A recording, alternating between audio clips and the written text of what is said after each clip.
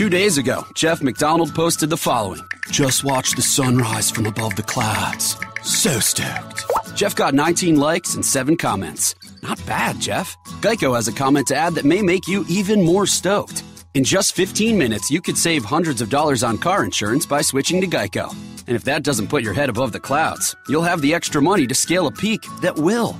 Hashtag on cloud 9, hashtag savings. Geico. 15 minutes could save you 15% or more on car insurance.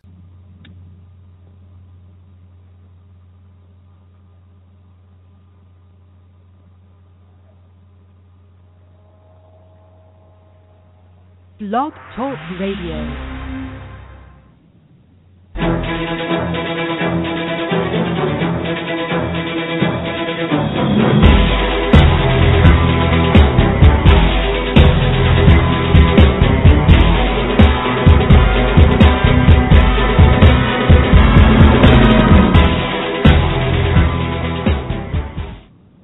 Welcome to another edition of the Grueling Truths Tuesday Night Boxing Show.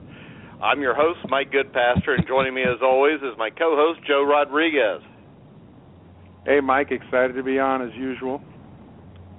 Well, we got another great show. Last week we had former welterweight champion Carlos Palomino. Our guest tonight had a career record of 44 wins, 5 losses, 1 draw with 36 knockouts. It was a light heavyweight champion of the world. Help me welcome to the Grueling Truth, Donny Lalonde. Thank you. Really nice to be here, guys. I love Carlos Palomino. Oh, he was a great guest, too. Very intelligent man. Yeah, he always came across that way. I'm happy to hear he's still healthy and well. Yep, he sounded good. Let's start off. You grew up, I believe you were born in Kitchener, Canada. Tell us what it was a little like, your early childhood growing up in Canada. Well, I was born in Kitchener, that's correct, which is right near Toronto. And at 3, we moved to British Columbia, which in Vancouver. That's where I guess my father's family, they worked in lumber mills and stuff like that. They were lumberjacks, I guess you would say. And so we moved at a very young age to Vancouver, and then, my parents split up, and my mom stayed there, met another guy, and he became a very abusive, sick, demented person, and it's just kind of like right after they got married, and so I really kind of grew up in Vancouver, and then at 14, we moved to Winnipeg, which is where my stepfather's from, and then at 15 I left home. So, we moved around a lot. I didn't really go to the same school for a whole year, maybe, I don't know if I ever went to the same school throughout a whole year, maybe once or something. And so we moved around. I always had to take on the neighborhood bully, the school tough guy, to kind of show where I stood within the school hierarchy. And so that's kind of what got me into boxing, is I had to kind of protect myself, and my mom just said, if you have to fight every school we move to, you're going to have to, get some lessons. So she took me to a boxing gym, and that's where it all began.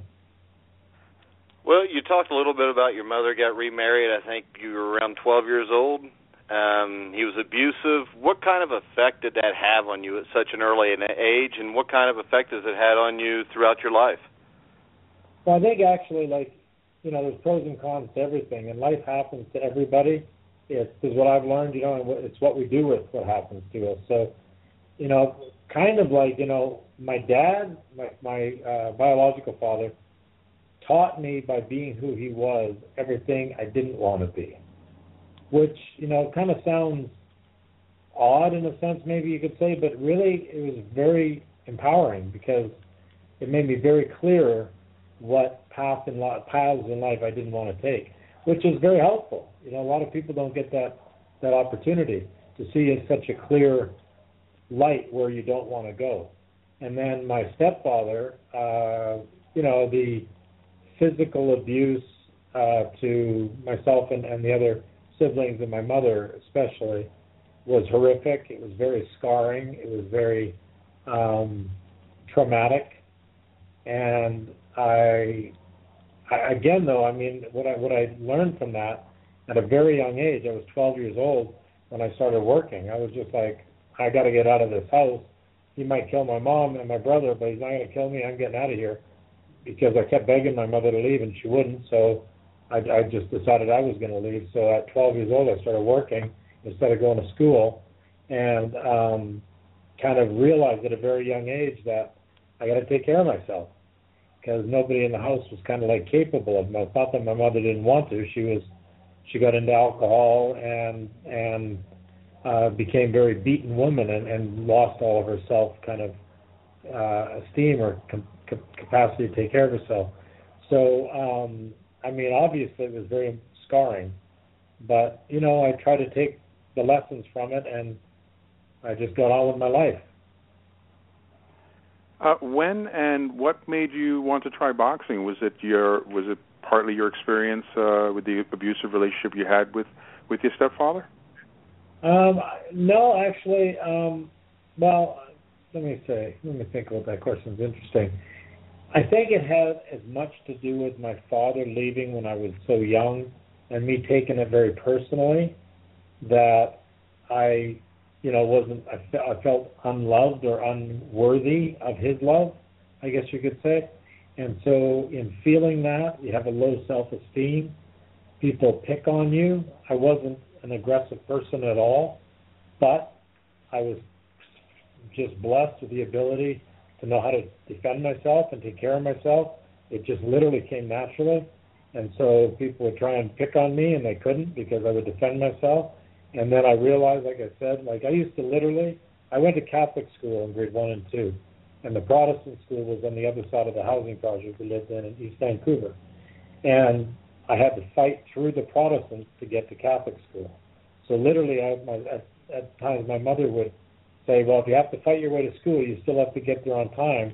So I'm going to come downstairs and I'm going to referee. And as soon as one kid gets the better of the other, that's when it ends, and you move on to the next kid, because you got to get to school on time. And so she would come down, literally referee, and when one was getting the better of the other, she would say, okay, that's it. This guy won. Now it's the next guy. You got to get to school. And so then that's when she said, you got to go to a boxing gym, because you got to fight your way to school. You need to have this education. So that's really what brought me, was more just self-defense. And then I think, though, I could say to your question, when you've been, like when you say 11 or 12 years old, and I'm on what, like 90 pounds, and a 220-year-old man is beating on you, it kind of puts the perspective when you're in a boxing ring with a guy your size, and all of a sudden the punches don't hurt so much, and your punches do, because you have a lot of, let's say, maybe anger or pain inside of you that you're expressing through boxing. So I don't know. I was a natural athlete, and boxing came pretty comfortably to me. But I think it was probably a combination of both, or what I made of both. All right. We had a couple guests. Like I said, we had Carlos Palomino, who I think only had like 34 or 35 amateur fights. We had Tim Witherspoon a week or two before that, who I think he only had like 12 or 13 amateur fights. Tell us a little bit about your amateur career, and what made you turn pro after a short amateur career. As I mentioned, I started boxing to defend myself, and I left home at a very young age. I actually left home for good at 15, because I knew I had to make a living. So, I didn't know really what I wanted at first. At first I was working construction, smoking pot, smoking cigarettes, drinking beer. It was the 70s, mid-70s. I was trying everything that would show me some kind of direction in life, and nothing was working. And I was watching amateur boxing on TV one day, and I said to my brother, we were both sitting there, and I said, look at that guy in the corner. Doesn't he look like he has so much self-confidence, self-esteem, feels so good about himself? And he goes, yeah, well, what does that mean to you or me? I said, well, wouldn't you like to feel that way about yourself one day? I said, I would like to feel one day, just even one day in my life, as good as he looks like he feels about himself today. And he goes, what do you want to do? And I said, I want to try boxing. So we literally put out our cigarettes, went for a 5-mile run in the snowstorm in Kitchener, Ontario. I was back there at that time because I left home and went there, hitchhiked there to start work in construction, and my older brother had a opening there for me, and so I started boxing basically just to kind of find some direction in life, and it gave me. I mean, after the first day of being there, I told my brother, I said, "This is what I'm going to do the rest of my life. I love this," and so I just started boxing mainly from there. But I was boxing, for out of survival and livelihood.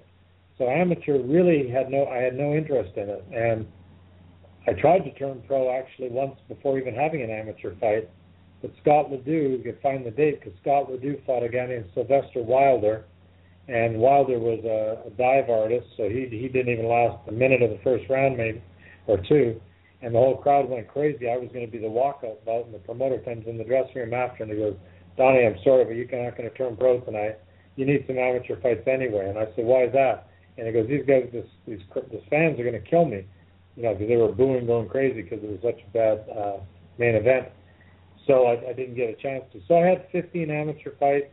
Didn't really focus a lot on it. I was kind of like bored and frustrated that I even had to do it. So I had a mediocre amateur career, and until I turned pro, I really wasn't all that interested. And then eventually he gave me an opportunity to turn pro, and I think it was April 1980. And the next thing I did, I think it was more like February or March, and then I had an opportunity to box Tommy Hearns. He was, I walked in the gym to train, and that same promoter, Tom Burns is his name, from Winnipeg, I heard him on the phone. He goes, "Manny," and I didn't know any other Manny, so I figured it was Manuel Stewart. He goes, "Manny, I would love for somebody to box Tommy Hearns in Winnipeg, but nobody in this town is crazy enough to do that." Tommy was 26-0, 25 knockouts at the time. And so I went up to him. I said, "Tommy, I will. What are you telling me? I will." And he goes, "Donny, shut up. I'm talking to Manuel Stewart." I'm like, I know. I'll box Tommy Hearns. And he goes, hold on, Manny. I think I found somebody. So they brought him in to do an exhibition for Ralph Racine, who was put in a coma by Gaetan Hart. Gaetan Hart, wasn't it? Yeah. Correct, Gaetan Hart. And so they wanted to raise some money for Ralph, and so they brought Tommy in to do the exhibition. And so after I boxed Tommy, I had a full-time job at the time, and it was kind of like a pretty good job for, kid off the street with not much education. But all the guys that worked the next day were like, "Donny, what the hell are you doing here? You got to quit. You got to go to just do boxing full time." And I had phone calls from guys saying, "Donny, I mean, it's early because you're just starting, but I can get you rated and only a few more fights. You can box. I mean, if you can box Tommy Hearns like that, you got to be boxing full time." So that's when I just said, "Okay, I guess I got to take this very seriously," and started full time after the Hearns exhibition. Well, you mentioned your first fight, your debut, and you're right. It was in April. We just passed the anniversary of it, April 1980. What do you remember about your first fight? Well, I was petrified, and I remember that the guy I fought, Ken Boilermaker Nichols, he was a biker in our town, and there were bike gangs there, and it was like we were intimidating people our whole life. If you remember the late 70s, it was like, like bikers was the big thing. I mean, nowadays it's people with guns or, police with these, what are they called? I can't remember anyway. They shoot people, they don't kill them, but then they almost kill them and then they die. But anyway, like it's a different world today. But back then, chains, knives, bike gangs, those are the bad guys. And this guy drives a motorcycle, a Harley Davidson, up the escalators into the arena, right to the ring, and has a whole arena full of these bikers. And I'm like, oh my God, what am I doing here? But I was scared to death. But about a minute and a half into the second round, I see the ref waving his hands, and I'm thinking, oh my God, I don't know who won, but I'm just glad this is over. And I get to the center of the ring, and the ref lifts my hand up, and I look over at the other guy. He's all bleeding and cut up and beat up. And he looks at me with a smile. He goes, "Boy, that must have been fun." And I said, "For who? I'm exhausted." He goes, "What? Breaking your hands on my face? You beat the shit out of me." Anyway, so what I remember about it is I was petrified going in, and I was exhausted by the end of it. It was only a round and a half. All right, you won your first 4 fights, and then you lost your 5th fight. I believe it was a 6th-round decision to Wilbert Vampire Johnson. What kind of impact, You later avenged that loss, I think, like 6 or 7 months later. But what kind of impact did that loss have on you as a boxer, and did you make any changes from that loss? Well, it was a very impactful fight. It's a funny question you asked, because in the first round I broke the metacarpal on my index finger. And, of course, because it was the first round, it was a 6-round fight, I had to keep punching. I really drove the knuckle down and disformed the first knuckle in my hand, the index finger, and so it was a very painful fight. I remember that, and then I remember going to his corner after the fight, following him back just to say good fight. I knew the corner went Pete Susans, and I just was saying good fight, and as I was walking back towards that was before they announced it, right after the fight. Pete threw a big bucket of water, it's like a splash of water out of a sponge, to Wilbur's face and said, "You effing bum, you could have won that fight." They didn't even think they won. But in Winnipeg at the time, kind of some mafia-connected people controlled boxing, and they didn't want any other local heroes. They wanted the mafioso's son to be the local hero, so they wanted to get me knocked off because people were starting to follow me. And so it was very, very influential in my life because, number one, I realized obviously I could fight because I thought he's a pretty good fighter, Vampire, at the time, at the level I was at, and I did beat him. And when I fought him in a rematch, I knocked him out, I believe, in the first or second round, and kind of really showed myself. It took 6 months just to get my hand back together to be able to fight, and that was my next fight, and then I really showed myself I could fight. But then I also learned a lot about the business in that fight and realized I have to really protect myself. And, I couldn't count on the promoter to match me right. I couldn't count on the people behind the whole boxing world there. And I had to really start paying attention to what I was doing. And so it really gave me a wake-up call to reality and that I had to take control of my own life and my career. So I did. I also had to adjust my style because my right hand was so damaged. And, those are a couple things that really impacted. And if you notice, after that, I fought a few times, like kind of here and there. And then I fought, actually my next fight after him was in Montreal. And check this out.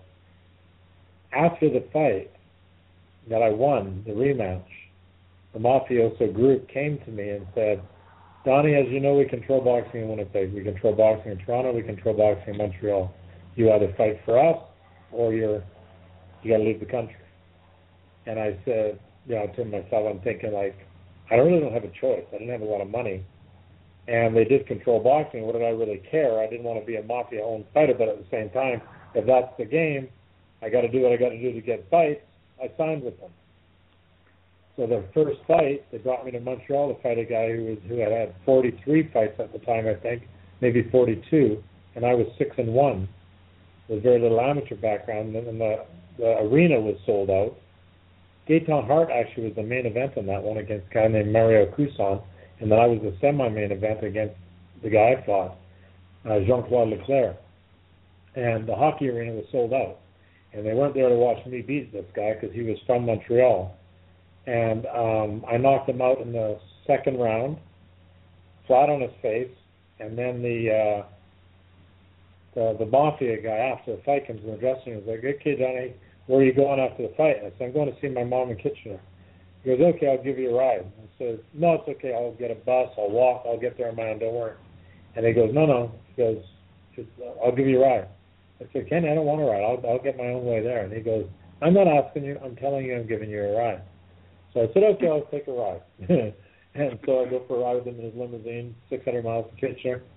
And on the way, he goes, "Okay, now listen, obviously you see what we tried to do. We tried to get you knocked off. But you earned our respect tonight. We've all talked about it, and we want to invite you in to become a home fighter." And I said, "Listen, I will never be your home fighter. I will never be one of you guys. I will leave the country, and I'm not going to do this anymore. What I want is to buy my contract back from you. They give me no money for it." And so he said, "I'll get back to you on this." So after about a month, he got back to me and he goes, if you really want your freedom, you can have it, but two conditions. One is you give me $10,000, which at the time was a lot of money, and the other is you leave the country.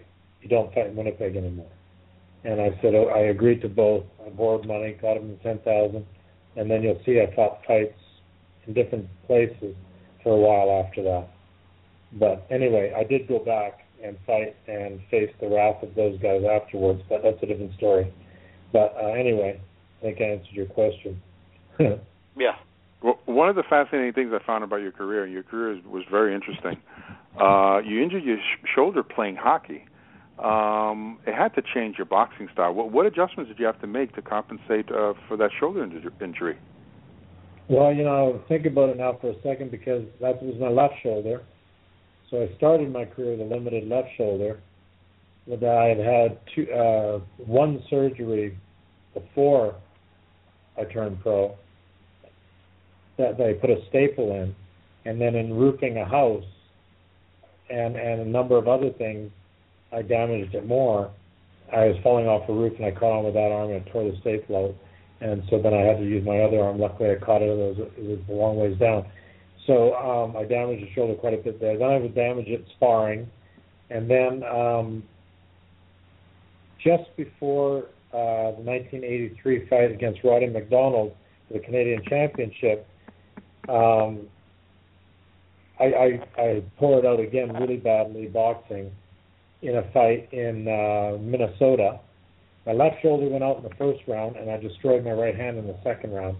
Luckily, the ref stopped the fight because of the cut right after I landed that right hand. Otherwise, I was thinking, what am I going to hit with now, an elbow or a headbutt?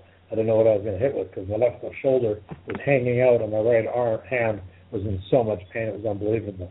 So anyway, after that, I got another shoulder surgery. So what it did, actually, again, if you look at, the old theory, life happens is what you make of it, I just realized, okay, this left shoulder is really messed up. I've got to do as much as I can with it. I had a very awkward kind of idea of what I was going to do with it, kind of use it as a distraction. And then I had to really refine my right hand. And I give a lot of credit to my trainer, Pete Piper at the time, who's since passed, and Al Sparks, who's also since passed. Those two guys really helped me refine my right hand. And I had to really refine my right hand because it was so damaged from the initial break and subsequent fighting with the break, that I had to be very delicate where I hit a person on the head. Be very careful, because if I hit him anywhere solid, the middle knuckle at this point was starting to deteriorate quickly, because it would take most of the impact. So what it did is it made me really refine my boxing and really made me think of what movement I would use and when I would throw punches and how carefully and delicately I would have to do it. So it actually made me a better fighter, because it made me really have to hone in on the few little possibilities I had to land something after trying to make a miss. All right, real quick, I want to remind listeners we're talking to former world light heavyweight champion Donny Lalonde. Donny, we go to 1985. A fight that I found really interesting was your fight with Willie Edwards.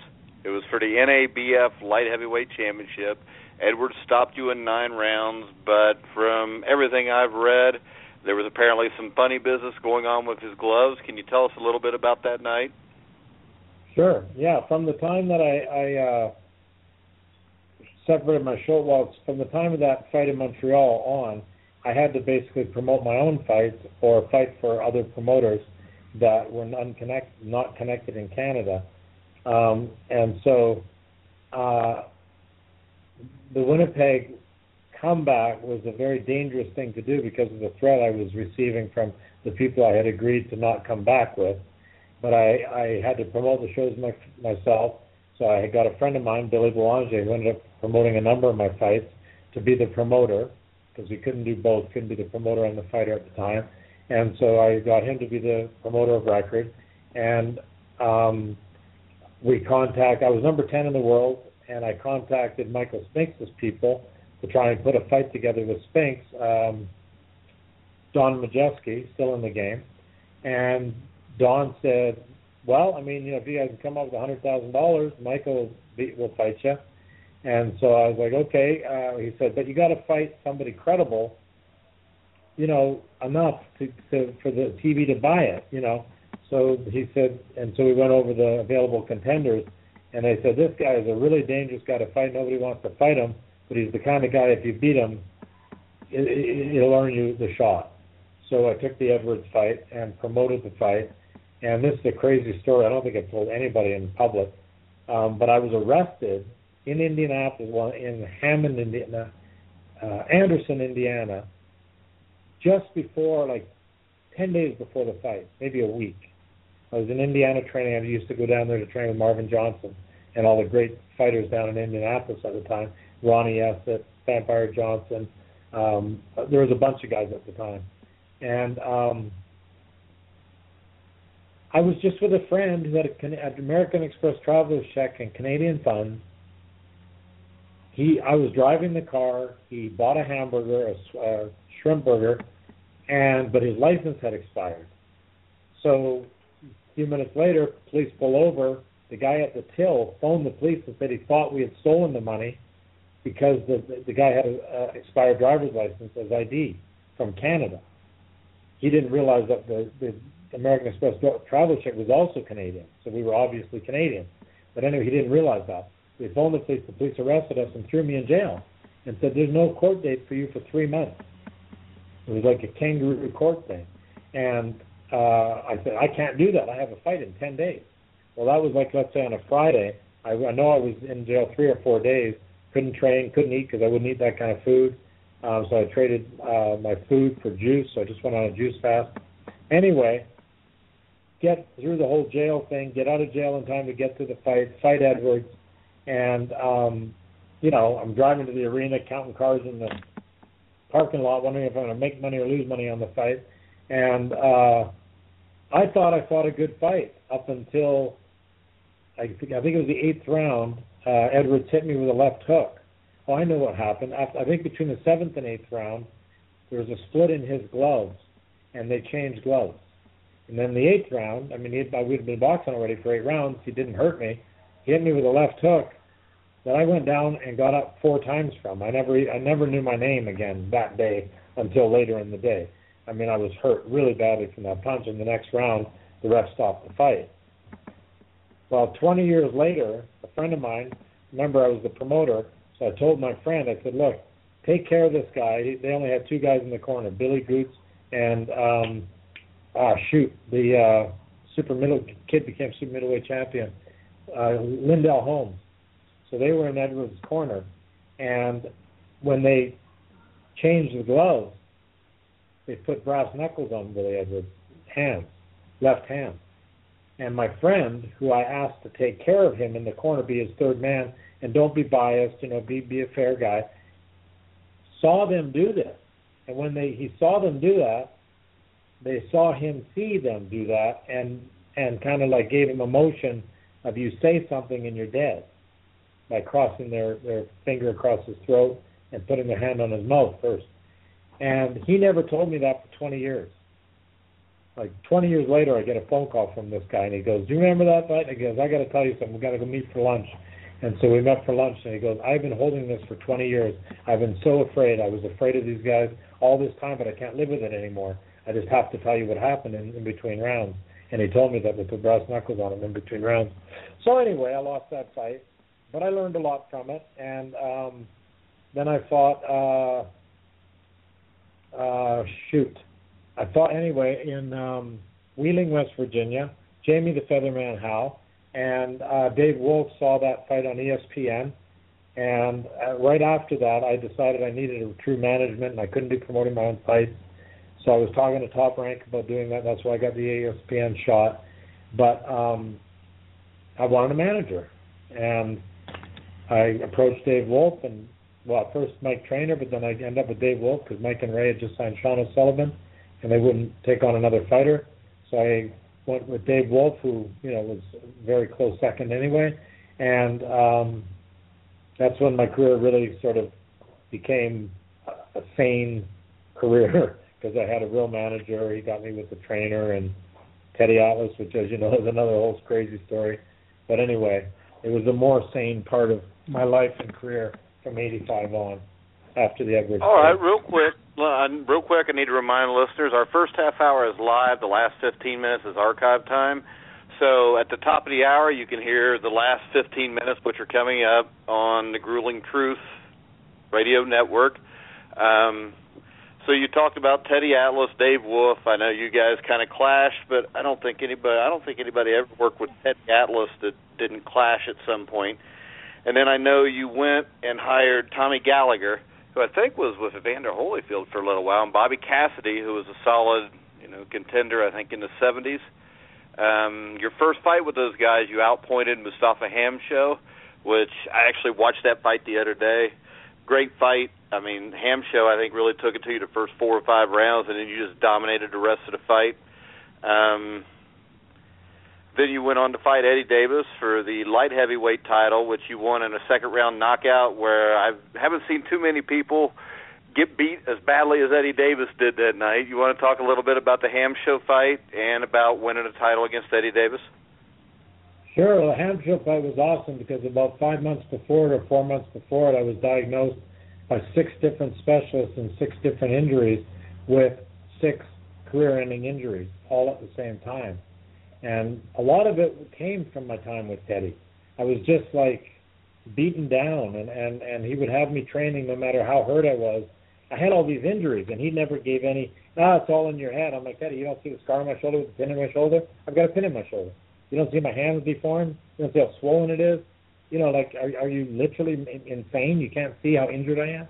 So he would keep me training through all that stuff, and I got to a point literally where I was like almost a cripple. I couldn't run, I couldn't box, I couldn't straighten my arms, I had tennis elbow in both arms.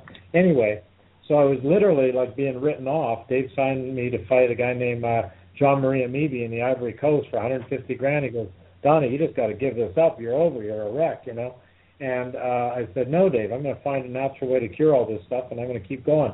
So that happened. That's another whole story I won't get into. And then we got the fight with Hamsho, and like you said, I mean, I saw that fight about 20 years later. I watched it on video because I didn't have a copy of it, and then it came up on YouTube or something. And after the first 5 rounds, I thought, how the hell did I win this fight?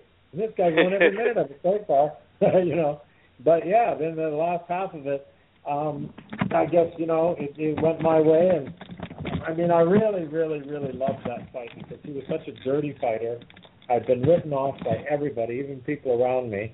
And I worked so hard to get ready for that fight, and I knew that by winning that fight, if Michael Spinks moved up to heavyweight, I was actually going to get a shot at a world title, which was my dream, which was really a fantasy. I mean, I had no logical reason in the physical condition I was in to contemplate being a world champion, but I did from the very beginning. So it was just such an awesome victory. I still consider it probably my favorite fight, maybe of my career, because it was such a crossroads fight. I either was making it, or at least getting a shot truly to make it, or it was going to be all over. So that was one of my favorite fights in my whole career, the Hamsho fight. He was as dirty as he was reputed to be, low blows, elbows, headbutts, everything he could do. And then the Davis fight, I mean, you can't, dream of a better outcome. I mean, Eddie Davis had fought Michael Spinks, who I consider, and at the time considered, maybe the greatest light heavyweight of all time. I mean, Bob Foster, Mike Spinks, who else? And Davis, I mean, it was only, I think, 20 months earlier they had fought that 15-round war. And, everybody in boxing, literally everybody in boxing said, I'm just going to get annihilated. The only reason I'm in the fight because I'm white. Dave Wolf put the fight together. If it wasn't for Dave's power with Mancini, I would never be there. I was uncoordinated. I mean, the things just went on and on about how inept I was and how, I mean, if you read the stories previous to that fight, it was the most vile, repulsive writing about anybody's chance of ever making it in the sport by any of these writers. It was unbelievable. And then to come out of it with just annihilating him in 3 minutes and 20 seconds or something like that. I think he was down at least 3 times, and I don't know if he ever recovered from that punch in the second round that ended it. So, of course, you can imagine how rewarding that whole situation was. It was literally, a fantasy come true. What were your thoughts when you first found out you were going to fight Sugar Ray Leonard, and what are your memories of that fight? Well, the very first, when I first found out about it, Tommy Gallagher helped put that fight together, which is really how he ended up becoming my trainer. But anyway, he put that fight together, and they started that fight before I even fought Davis, like over a year before. And we were at the gym one day in Queens at his gym, and he goes, "Hey, Donny, come on downstairs. I want to talk to you about something." So I went private, and I went down, and he was like, "I'm going to ask you a question. Don't you ever repeat it to anybody, and I'll tell you when you can talk about it again, but here it comes." He goes, "Would you fight Sugar Ray Leonard for $1 million?" You got to remember, at the time, nobody in the light heavyweight division made any money, and if they did, $300,000 maybe, and I hadn't even beaten Davis yet. So, and I'm just coming off being a cripple. It was just such a surreal thing to hear. Not to mention, I had never ever considered fighting Ray Leonard because he was a welterweight. So I just said, "Tommy, I would fight Ray Leonard for nothing." And I laughed. I go, "Are you kidding me?" And he goes, "Don't you ever say that again." And I said, "Well, I'm serious." I said, "I would do it just for fun. I would love to fight Ray Leonard. I boxed Lennox Lewis for fun in '83 just because I needed some sparring and wanted some sparring. It wasn't so much fun, but I thought it would be. But anyway, so oh my God, did he hit hard? But anyway, for me anyway. So that's when I first found out about it, and that was my response to it. And so I said, "Yes, Tommy, I will fight Ray Leonard for any amount of money, and I would love the fight, yes." And I said, "But he will never take this fight." I said, "He might be crazy enough to sign it and announce it, but he will retire or find a way not to make the fight. Because I don't care how talented he is, I'm still a light heavyweight, and I still punch too hard for any welterweight, So that was kind of how I took it. And then how I feel about the fight, the first 4 rounds, it went exactly how it should have gone. I completely outboxed him, knocked him down, had him cut. It was like completely one-sided. And I don't mean to say that because I'm a better fighter than Ray Leonard. I mean to say that because at that point in time, Ray Leonard had no business in the ring with a light heavyweight, and he had almost no chance to win that fight because I don't care what you say about my ability. I could punch really well. Ask Eddie Davis, ask many people I fought. I could punch very hard and very precise. And all I had to do was hit Ray once properly, and it was over. So after the 4th round, when he went down, as he went down, I'm walking to the neutral corner, the thought that went through my mind was, this fight's over next time I hit him. So, of course, I changed my fight style. Instead of doing what I did that led to that knockdown and the cut and the hurting him, I started waiting for him to leave an opening for me to land that one punch. And as everybody knows, when you watch the fight, from the 5th to 8th round, he wins most of it. Not all of it, but most of it. But I was just kind of completely out of my fight plan. And then in the 9th round, I kind of got it back together. In the first half a minute, he didn't touch me. I could barely get to him. He was being very careful because he couldn't get in. And then I caught him with a really nice uppercut. I threw punches for literally 2 minutes and hit him literally, as the saying goes, from pillar to post. And I'm looking around at the referee, like, what do you want me to do, kill this old man? Back then, 32 was old. For a welterweight, it was ancient. So I literally thought he was a fat old welterweight that I was going to hurt. And Ray saw that sort of moment, jumped in, threw a million punches, and by the end of it, hit me in the larynx. My larynx was crushed in that punch, and that's why I went down. I was conscious. I was cognizant. If you look at the tape, I won. Richard Steele's down there. He's holding my shoulders, and I'm saying, "Let me out." Like I was trying to say, "Let me out," but then I realized I couldn't speak because my larynx was crushed. So obviously they thought I was more hurt, and they didn't let me out. And so the fight was ended. Rightfully, when you look at it, it should have been ended, but at the time, I still thought it should have kept. Because 20 seconds earlier, I thought it was over the other way. So really, in my opinion, I mean, if people can say whatever they want, Ray, when he writes in his book, he downplays it very much.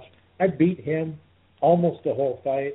There's no reason why I shouldn't have knocked him out. The only reason I didn't knock him out was because of losing so much weight. I didn't have the power late in the fight. Not even late in the fight. The whole fight, I didn't have nearly the power I normally do. But that wasn't because of 168. It was because I way overtrained for the fight. I sparred way too many rounds, and I ran way too much.